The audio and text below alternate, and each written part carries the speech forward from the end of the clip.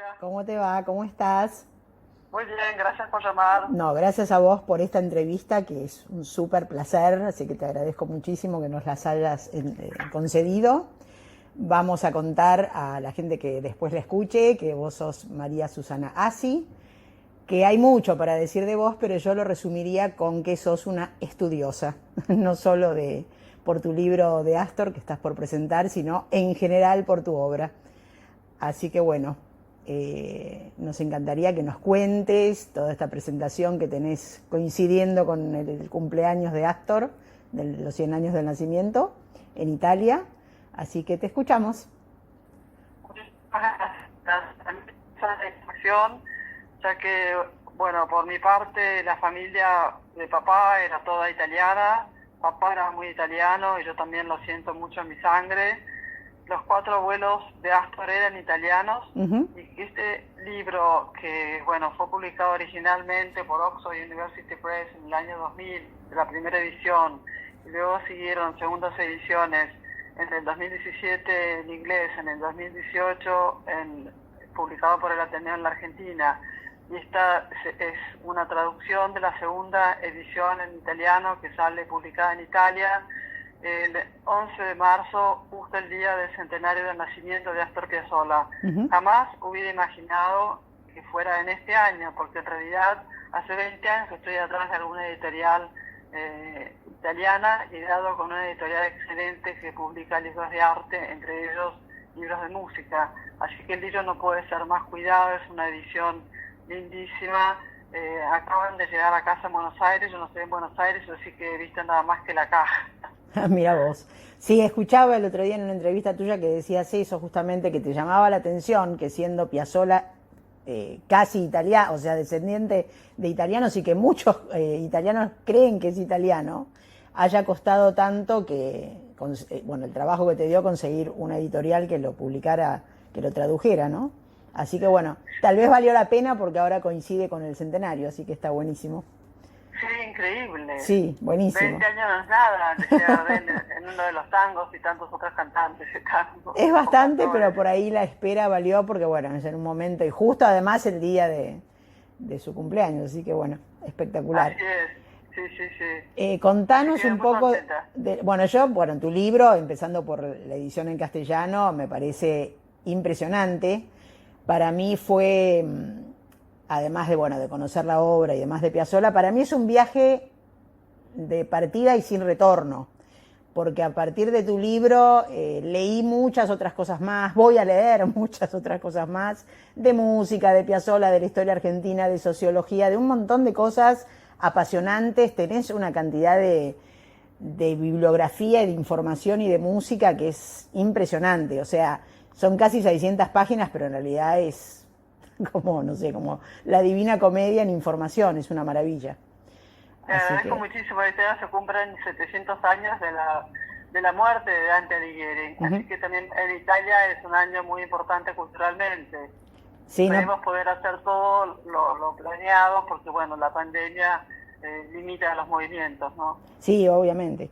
Sí, el libro tiene eso, porque por un lado está como muy científicamente hecho, con mucha seriedad y 80.000 entrevistas, es impresionante la cantidad de gente con la que hablaste, el tiempo que te ha llevado y todo, pero por otro lado está escrito como una cosa súper amena que te mete en la vida de Piazzolla, de la época, te imaginás, el departamento, los chicos, el viaje, el barco, o sea, es genial, realmente me parece buenísimo.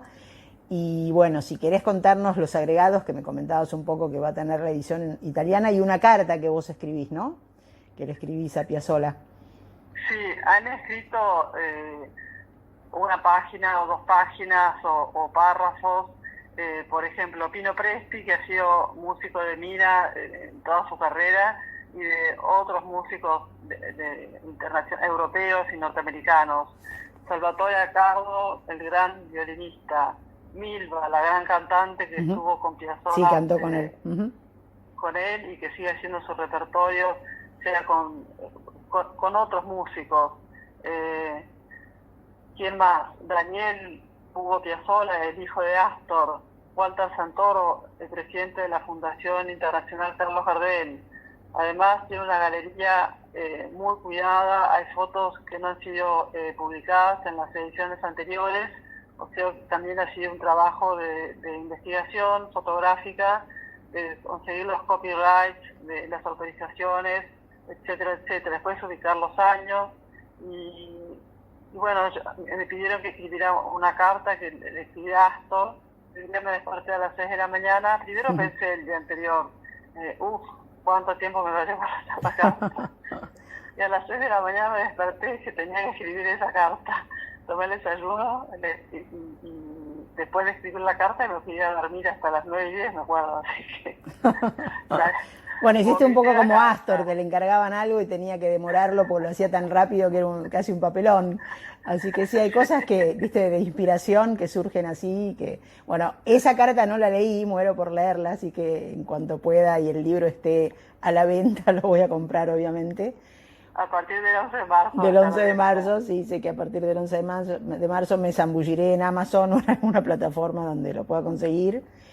Y bueno, yo te quería comentar, realmente escuché mucho de tu trabajo, que bueno, además de tu profesión que te llevó a Astor, tenés otras dos más, muy eclécticas, por lo tanto, por eso digo que sos una estudiosa.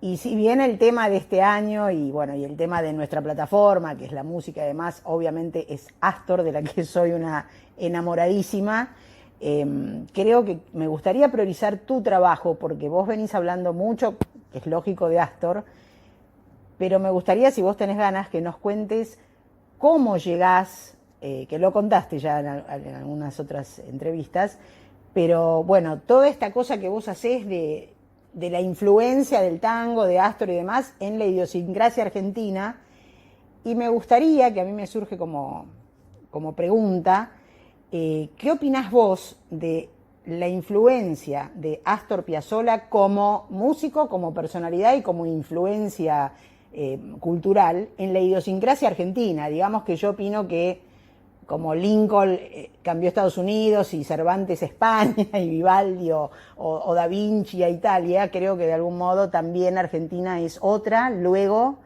de Piazzolla, pero desde mí es una opinión totalmente del vulgo. Me gustaría, si vos nos podés desasnar un poco sobre eso, me encantaría, porque creo que hay todo un trabajo muy profundo que vos hiciste al respecto y me encantaría que lo desarrolles un poco. Es muy válida tu opinión, Patricia, y yo diría que Astor vuelve a poner a la Argentina en el mundo, en el plano musical, en el plano cultural, en un momento en que las fronteras no son solo geográficas, sino que son virtuales y son móviles. Y bueno, la virtualidad está en todos lados. La música de Astor, cuando en vida, él la llevó a las Américas, a Europa y a Japón. Y hoy su música se toca en todos los continentes, incluso se tocó en la Antártida, se toca en África, llevada por Pitti Piazzolla, y seguramente hay otros grupos que desconozco, me imagino en Sudáfrica y en algunos países del norte de África que hacen algo de Piazzolla. Eso sin duda. Él quiso pintar su aldea, la frase de Tolstoy me encantaba, y pintarás el mundo universal. Y bueno, y en realidad cuando nosotros estamos afuera y escuchamos Piazzolla, como nos ocurre también con un tango, pero sobre todo a mí más con Piazzolla, y bueno, pienso en Buenos Aires, pienso en la Argentina, y pienso en los genios que tenemos, que tal vez les rendimos el debido homenaje, ya sea en las ciencias, en las artes, en todos los aspectos de la vida humana, que en Argentina ha sido tan rica en producir y en brindar al mundo estos genios, que muchas veces se tienen que ir del país para ser reconocidos por la Argentina. Eso ocurrió con el tango, una vez que fue exportado a París, después Buenos Aires lo tomó. Y lo mismo pasó con la música de Astor Piazzolla, aceptada por los grandes músicos del mundo, su música es aceptada en la Argentina. Yo recuerdo cuando empecé esta investigación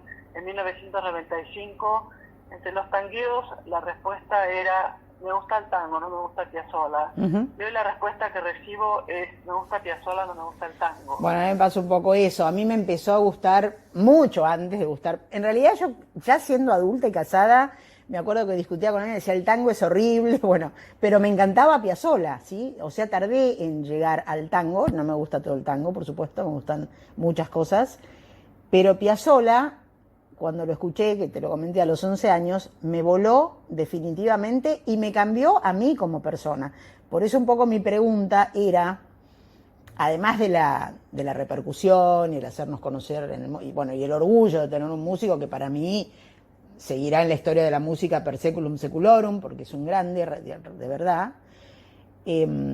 Vos en un momento hablás en el libro, por ejemplo, de la efervescencia de los años 60, ¿no? Con todo lo que pasó no sé si lo mencionás específicamente, pero yo recuerdo mucho el 68, el Mayo francés, y eso cambió mucho el mundo, o sea, le cambió la cabeza a la gente, y esa era un poco mi pregunta, ¿en qué vos sentís, si es que ocurrió, que la existencia de Piazzolla cambió un poco, si bien hay gente que realmente no lo conoce, cosa que para mí es increíble, pero bueno, ¿en qué cambió la cultura o la cabeza del argentino la revolución que hizo Piazzolla? Porque realmente fue una revolución, creo que excedió lo musical, ¿sí? Yo creo que llega a muchos argentinos a acercarse, a preguntarse quién es Bela Bartók, que escribió el Microcosmos, qué hizo Stravinsky, por qué la revolución de Stravinsky, por qué esa revolución y ese cortar con la música alemana y que cada país empezara a producir músicos que estudiaban la música de sus raíces y con eso hacían música clásica. Eso es lo que ha hecho Piazzolla, llevar del tango una música popular, llevarla a la orquesta de cámara y a la orquesta sinfónica y abrirle también la cabeza a la gente en cuestión del jazz y bueno, en respetarnos también, como decía antes, por los genios que tenemos. Antes llevar el tango al Teatro Colón era no se podía, incluso los violinistas judíos cuando llegaban a Buenos Aires no podían integrar la orquesta del Teatro Colón, no podían tocar en el Teatro Colón. Entonces pertenecían a diversos grupos de tango. Y con Piazzolla pasa lo mismo. Hay tantas orquestas o músicos que vienen al Teatro Colón en la ciudad de Buenos Aires y como veis hacen Piazzolla. Y yo escucho que a veces mis vecinos de butaca se quejan porque dicen, bueno, tenemos otros músicos argentinos que también hacen buena música.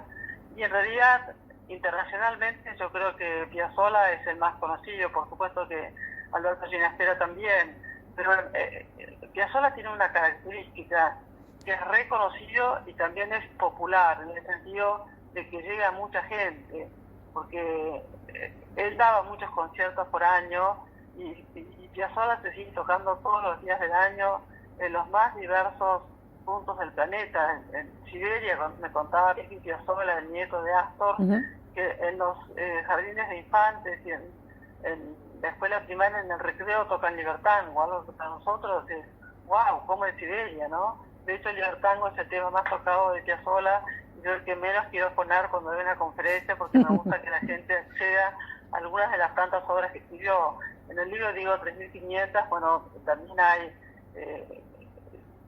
música incidental. ¿Qué es música incidental? Música que escribió para películas.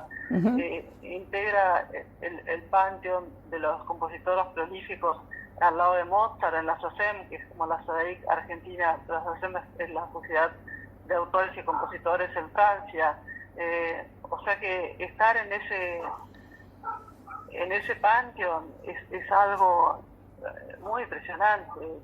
Yo recuerdo cuando visité la Biblioteca Nacional en París y después fui a la Biblioteca de Música y me encontré con las cartas y las postales.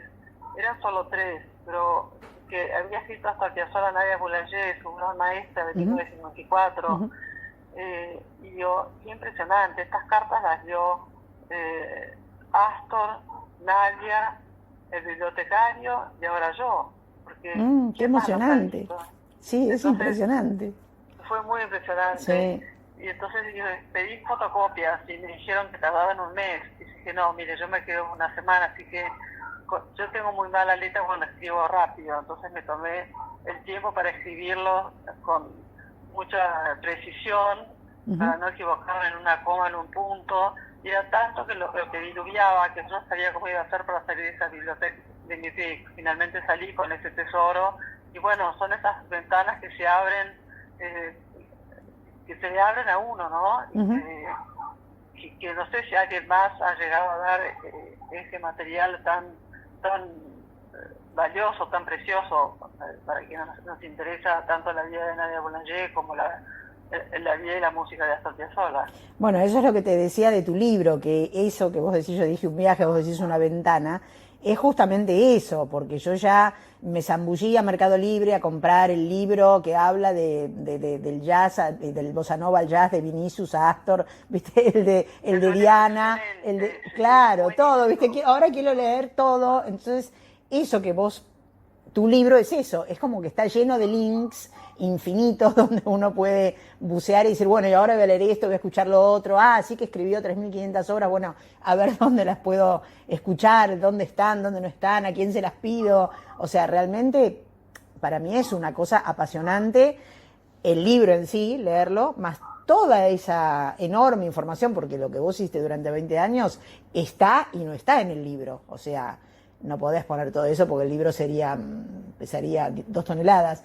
Entonces es buenísimo todo eso que uno puede rescatar y profundizar hasta donde uno quiera. Habrá gente que lee el libro y ya está, y le encantó, y bueno, a mí me pasa esto que te estoy contando, y bueno, y está buenísimo poder decir, oh, qué bárbaro, esto no lo sabía, esto tampoco, mirá qué interesante, fantástico. A mí me pasa igual que a ti. Por ejemplo, en febrero tuve que controlar la traducción al italiano 3 veces.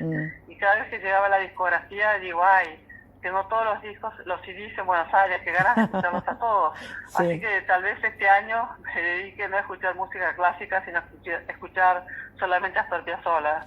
Soy una fanática de la música, vivo con música y quiero tener siempre los mejores equipos para que el sonido sea tan fidedigno, ¿no? Sí, es fácil que, bueno, el que le interesa realmente... Me costó mucho actualizar la discografía para la edición del ebook en inglés que salió en 2017, que bueno, que es la que respeté para el 2018 y para esta edición italiana, porque se graba mucho en el exterior y todos estos discos, gracias a los gobiernos que tenemos últimamente, no llegan a la Argentina. No llegan, sí, es un horror. Entonces, bueno, yo los iba comprando a los distintos Amazon y por suerte me equivoqué poco, hubo 7 que no incluí. Sí, te escuché porque, eso también, sí, que te gustaron casi todos que los compré.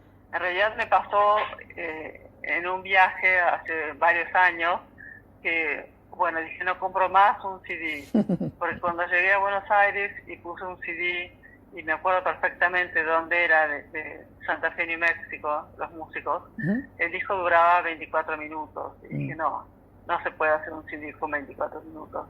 Hace un rato me escribió Ricardo Saltón con unas preguntas muy interesantes y me dice, escribime los 5 discos que más te hayan gustado de Astor Piazzolla, los que te salgan. Y bueno, puse los que me salieron, porque si me pongo a pensar... a vos te gusta la camorra, ¿no? La camorra me encanta, sí. La camorra 1. ¿Y cuáles son los otros? ¿Cuáles le dijiste? 3 minutos con la realidad, el tango con Jorge Luis Borges, el concierto en vivo en Viena, ¿qué otra cosa puse?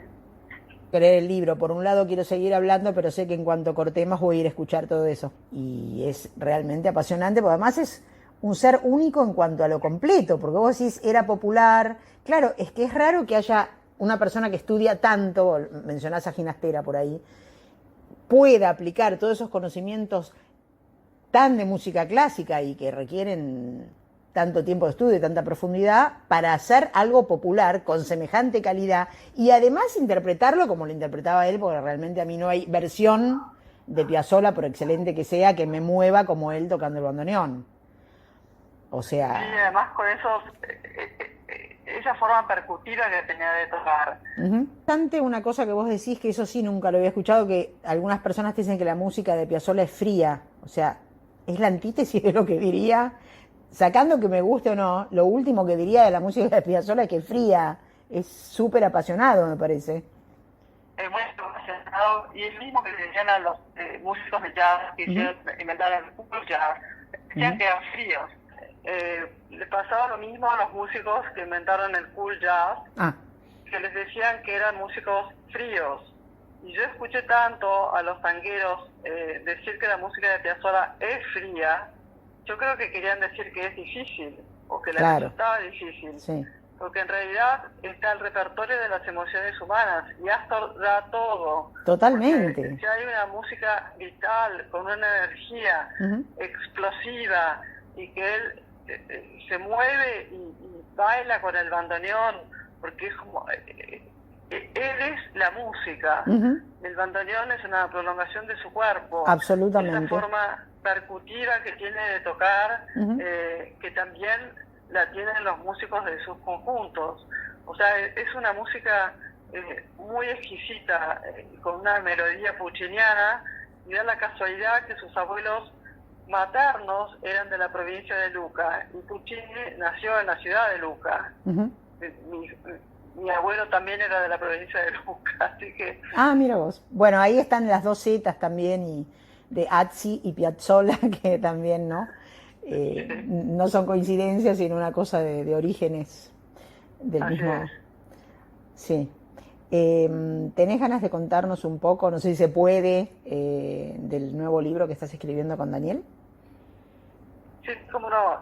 Daniel me lo pidió en el 2012, y bueno, por suerte, gracias a la pandemia también, he logrado concretar 3 libros en el año 2020, y entre ellos el libro con Daniel, Qué que ahora bueno. está en un proceso de edición.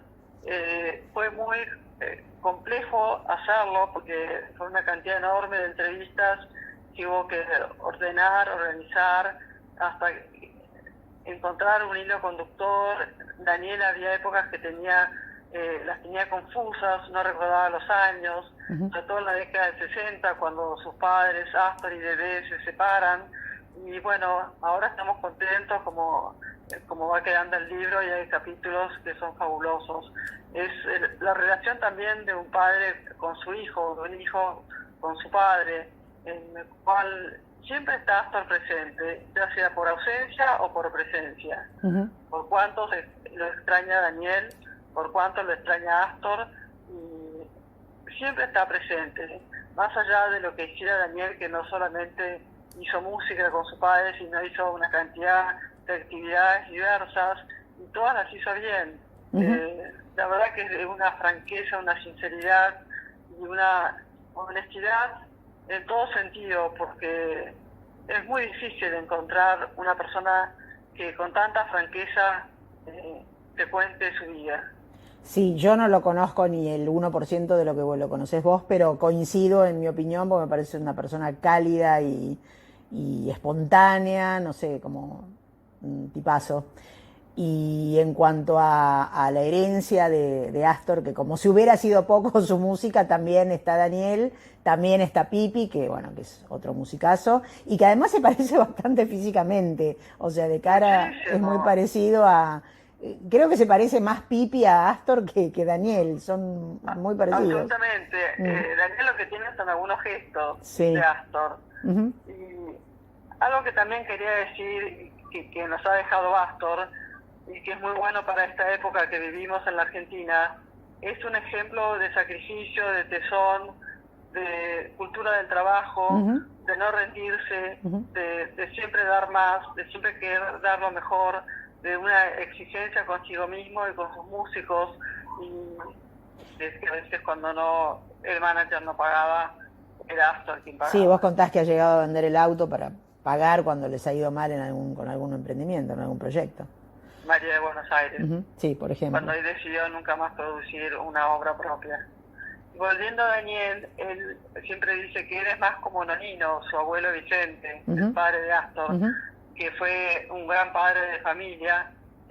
Astor lo fue cuando los chicos eran chicos, hasta la separación de Dede. Fue un gran padre, se divertían muchísimo, jugaba mucho con los chicos, y después se convirtió en el músico, dejó de ser padre, dejó de ser abuelo, Bueno, Daniel ya ha hecho las paces con su padre. Ujú. Hoy es su padre. Él va a festejar el 11 de marzo, que vamos a presentar juntos este libro en Italia. Quiere hablar solamente de su padre y no quiere hablar del músico. Sí, y es un gran padre y es un gran abuelo. Ujú. Y da todo por su familia. Es una persona inmensamente generosa y bueno, que por ejemplo está cansado de hablar con periodistas y no lo hace. Ujú. Él quiere ser el mejor padre y el mejor abuelo. Y no es que quiere, lo es. Ujú. Y es un gran amigo. Qué Es bueno, un qué gran lindo amigo. esto, ¿no? Así que, Es muy querible y lo que yo me he reído con él, lo que se ríe su mujer en su casa, me dice, yo no necesito ir al cine, porque con Daniel me río tanto. parece muy divertido, siempre está haciendo chistes y cosas así. Sí, sí. Sí, ahora puso el otro día algo del COVID, como que cumplo Ah, sí, 76 sí, y el me mandó COVID. la foto. que se va a Sí, después hacer. también en Facebook, sí. Sí, sí, como Porque al que día siguiente era su cumpleaños. era su cumpleaños, y así como Fuck you, COVID. fuck you, Fuck you. COVID, sí, siempre está con cosas como divertidas y muy positivo, así que bueno, Pero buenísimo. aparte hace esas caras y que en realidad las inventa, porque bueno, su cara es absolutamente normal. Y hace esas caras de loco. Oíme, el libro deduzco que es una cosa como más abordada desde la personalidad de Astor como padre, como persona, me imagino, por lo que las entrevistas son con él. Obviamente no se puede obviar su música nunca porque era lo que, como vos decís, él era música, ¿sí? Pero digamos, me imagino yo que entre tu libro, que es una cosa como más científica, por decirlo de algún modo, y este nuevo que escribiste con Daniel, ¿es así como yo me lo imagino? No, es a partir de Daniel. Por eso, es a partir de Daniel, como Sí, habla de su padre, digamos. sí, habla de su padre en su infancia, habla de su padre en diferentes situaciones y a veces cuando estaba solo sin una mujer eran íntimos amigos y escuchaban música tomando champagne hasta cualquier hora de la mañana, inventaba Astor un nuevo conjunto, de allá salió el octeto electrónico, escuchando la Quincy Jones hasta cualquier hora de la mañana. O sea que son vivencias que solamente Daniel las tuvo. Claro, sí, eso es valiosísimo, porque las dos cosas son muy valiosas. Toda la recolección que hiciste vos de información, hay que tener la constancia y la capacidad que vos tenés para hacerlo, pero esto que vos estás contando solo lo sabe Daniel. O sea, no lo podés buscar en ningún archivo, ni en ninguna biblioteca, ni son vivencias personales, así que me parece sensacional que lo hayan hecho. Y Como los otros... cuenta los climas en la infancia y en la adolescencia, en la adultez, de la relación con su padre. Queremos el libro, ¿cuándo sale? No sabes todavía, ¿no? No sabemos. Sí, es importantísimo que, bueno, espero que sea rápido. ¿Y los otros dos libros que pudiste hacer en pandemia también se refieren a lo mismo? ¿O? Bueno, fue este que sale en Italia y fue el ebook de la edición 2018. Ah, buenísimo, fantástico. Así que la pandemia para mí fue muy productiva. Sí, muy prolífica realmente. Buenísimo, te felicito. Gracias. No, por favor. Te quería hacer una pregunta más, si puedo, si tenés ganas. En realidad tengo 10 millones de preguntas para hacerte, pero en algún momento tengo que dejar de abusarme de tu paciencia. Todos todos nos hacemos una idea personal de alguien, por decirte cualquiera, no sé, de Sarmiento, qué sé yo, de quien sea, ¿no? De John Lennon. Conociendo o no sobre su vida, más o menos, pero uno tiene como una idea, ¿no? Era un copado, era un amargo, era una... ¿Cuál es tu feeling de Astor? O sea, no lo que vos sabés de Astor, sino como tu feeling interior sobre cómo era él, cómo te lo imaginás vos como persona. Era una persona inmensamente sensible que manifiesta todo eso a través de su música, no lo manifestaba a través de la palabra o de los gestos. Era una persona muy tímida, por eso también muchas veces la defensa, sumado a que su música era rechazada en la Argentina, y como conté en el libro, cuando conoció a Stravinsky, que lo llamó su amigo Albino Gómez para pasarlo a buscar a Stravinsky juntos, ya que iban a una recepción que se le hacía a Victoria Campo en el Metropolitan Club en Nueva York en 1959, Astor le cortó porque pensó que era un chiste. Sí. Y cuando llegó al Metropolitan Club se encontró a Stravinsky Le dijo, maestro, soy su discípulo a la distancia, y se fue. Pero 2 días más tarde, y esto me lo contó Albino Gómez hace poco, y no está en el libro, Albino reunió a Astor Piazzolla y a Stravinsky, y Astor llevó la partitura de 3 minutos con la realidad. Y Stravinsky le dijo, pero esto es Stravinsky puro. Ah, mira vos, sí, esa parte no está en el libro. Qué interesante. Va a estar en la próxima edición, porque tengo una gran carpeta con que va a ir en la próxima edición. Pero también otra vez que, bueno, tenía que tomar un avión desde París hasta Nueva York, había sido invitado a dar un concierto en primera clase, y empieza a carretear el avión, se da cuenta que se había equivocado las partituras. Entonces le pide al piloto si puede volver, regresa, Laura le alcanza al aeropuerto las partituras, toma otro vuelo. Y entonces se sienta en su asiento de primera clase y tiene al lado una señora que es Ava Gardner. Ava Gardner no hablaba. Y hasta se pasó toda la noche pensando si le hablaba o no le hablaba. Al final no le habló porque moría de timidez. Pero después dijo con el tiempo, pasé una noche con Ava Gardner. Sí, esa anécdota la comentaste y es muy divertida. Tenía mucho humor, pero no le hicieron los chistes a él. Sí, eso me da un poco de cosa, porque es la única cosa como que no le admiro, no por las bromas, que me parecen buenísimas, no sé si vos por ahí coincidís conmigo, sino que hacía algunas bromas medio pesadas, como en un momento leí como que le había puesto a un músico que creo que tenía problemas cardíacos o no sé qué, un lagarto en el hotel que le salió abajo de la cama, una cosa así, pero a él no le gustaba que le hicieran esas bromas a él. Así que bueno. No esas, una pequeña broma. Claro, él hacía unas bromas medio pesadas, como medio grosas, sí. Eso me parece como que era bastante de la época y bastante entendible por la infancia que él había vivido en una sociedad y en un lugar bastante violento, ¿no? De pandillas y de narcos y de todo un poco. En la calle de Nueva York, por eso. Tiene toda la razón del mundo. Así que es entendible, por ahí también lo tenemos que ver en esa época y no ahora. En esa época era bastante habitual que la gente hiciera bromas pesadas. Ahora uno dice, ay, pero ¿cómo le vas a hacer esa broma? Es como una cosa más desconsiderada. Pero en esa época era la diversión bastante habitual, digamos, así que... Sí, ahora son los entretenimientos que brinda la tecnología, es otro mundo. Sí, tal cual. Pero bueno, ¿vos pensás que él tenía magnitud, conciencia de la magnitud de lo grandioso que era él como músico? ¿O no, sabía que era buen músico, pero no tanto? Él sabía que lo que hacía era bueno, escribía bien y que hacía buena música. Pero, por ejemplo, cuando Rostropovich le pide una obra que sea para cello y bandoneón, y entonces Astor le pregunta, ¿y quién va a ser el bandoneonista? ¿Usted? ¿Yo? Sí, él, tenía que ser él, obviamente. Obviamente, pero como que no... esa anécdota te muestra que sí, bueno, que no se da plena conciencia.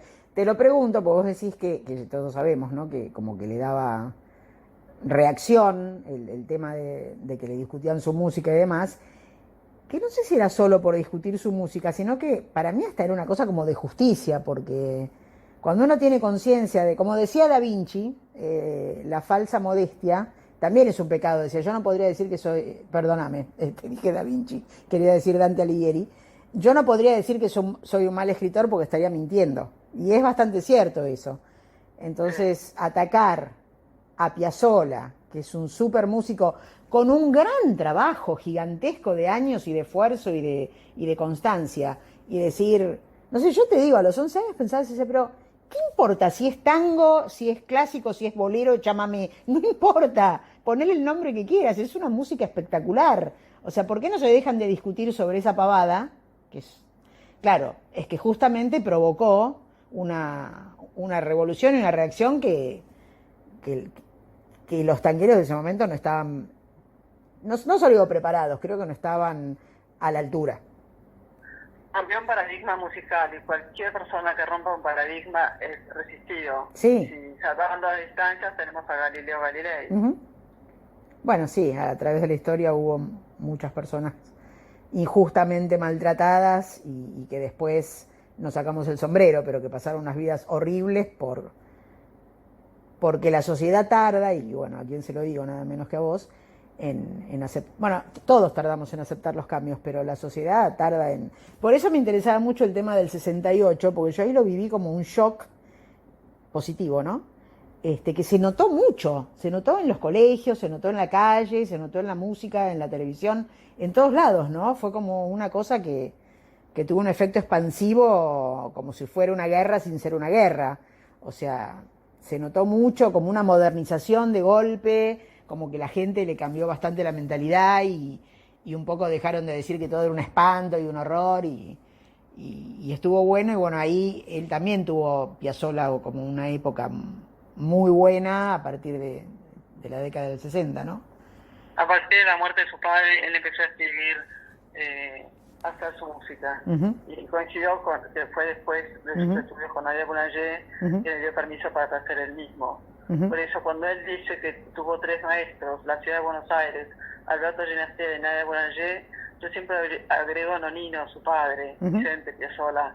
¿Por qué? Porque le regaló un bandoneón que fue no solo un instrumento musical, sino un mandato cultural y musical. Como diciéndole, sea argentino, no te sientas un inmigrante desarraigado como yo, aunque Nonino nació en Mar del Plata. Eso es una cosa que a veces me da como hasta un poco de vértigo pensar, si no le hubiera regalado un bandoneón, a lo mejor Astor hubiera sido médico o escritor, qué sé yo, otra cosa, no sé, o no sabemos. Pero a veces pienso cuántos genios escondidos habrá porque viven en un lugar que nunca tienen acceso a eso, a esa música o a ese idioma o a ese no sé qué, o a esa pintura o a lo que fuere, ¿no? A las herramientas, digamos, a las herramientas, porque por ahí debe haber habido un montón más de, qué sé yo, de Dalíes o de Picassos, pero que vivían en la puna y nunca tocaron un pincel, no lo tenían a mano. A lo mejor si a Astor, en vez de regalarle un bandoneón, le hubiera regalado, no sé, un mecano, hubiera estudiado ingeniería, qué sé yo, es como rarísima la vida en ese sentido. Menos mal que se le ocurrió regalarle el bandoneón, porque fue un aporte al mundo permanente. Y se lo encontró en 1929 en la ciudad de Nueva York. Sí, insólito, es insólito. La vida tiene esas cosas como entre raras, mágicas, a veces malas, ¿no? Porque también pasa al revés, que una persona que estaba en un camino espléndido le pasó una cosa y se le truncó, ¿no? Pero bueno, por suerte se le ocurrió a su papá comprar el bandoneón. Que él quería una armónica en realidad, ¿no? Él esperaba un base de béisbol. Pero después quería tocar la armónica, me parece, ¿no?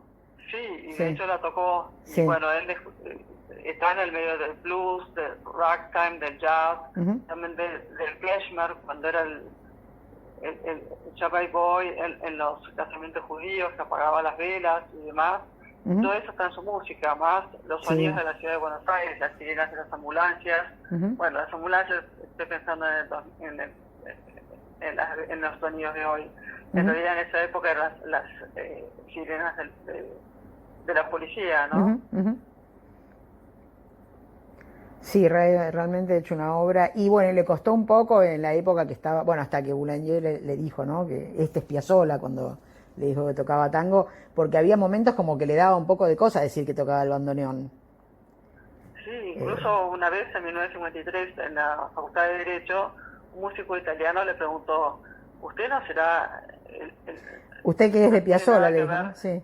No tiene nada que ver con el Piazzolla que hace tangos, ¿no? Sí, un horror. Bueno, es que era muy de la época. Vos sabés que mi abuelo tocaba en su casa, ¿no?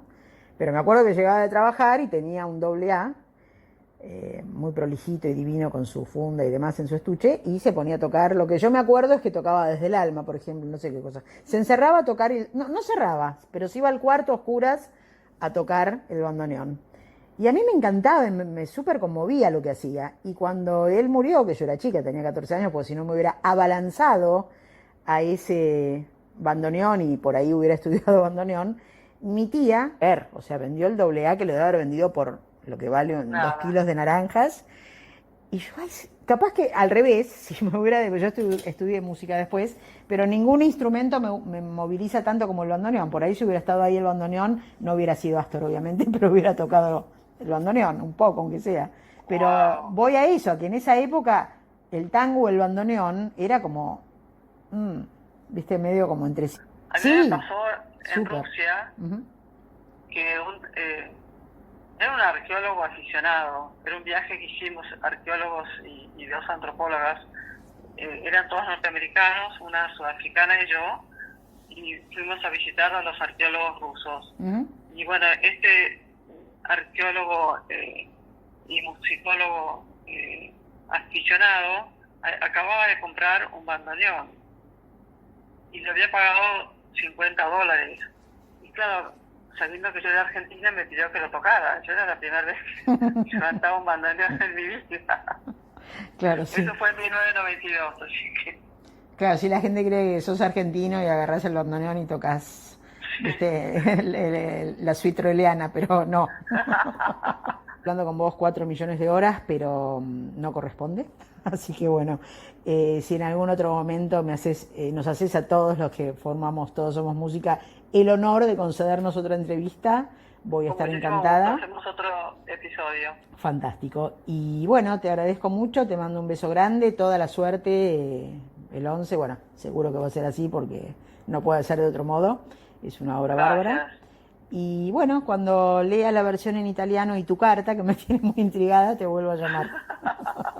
Okay. Bueno, un beso muy grande a vos, y bueno, a vos. Y ya mismo un saludo para Todos Somos Música. Bueno, muchas gracias y te felicito por todo tu trabajo, ¿no? Muchas gracias. Todo lo que haces es bárbaro. Bueno, te mando un beso. Un fuerte